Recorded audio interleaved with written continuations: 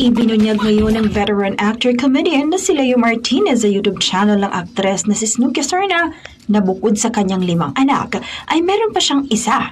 Ang nasabing isa pa niyang anak ay anak sa yumaong sikat na aktres na si Sherry Hill. Ayon kay Leo, nagbungang pagmamahalan nila ni Sherry ng isang anak na si Jeremiah David Hill Eigenman o mas kilala sa pangalang Jay.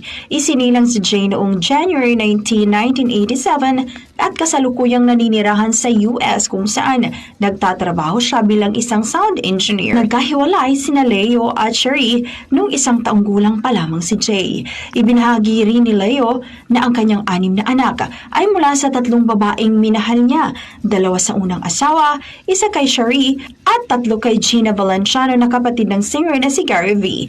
Ayon din kay Leo, magandang relasyon ng kanyang 6 na anak at nagkikita-kita ang mga ito sa States. Matatandaan na pumanaw ang aktres na si Sherry Hill dahil sa cancer noong 2022 sa edad na 59. Samantala, matapos i-unfollow ni Sarah Labating asawa nitong si Richard Gutierrez, Annabel Rama, Rufa at Raymond kahapon, ibinalik rin ni Richard at pamilya nito ang pabor kay Sarah, kung saan makikita rin ngayon na in-unfollow na ng 4 ang aktres.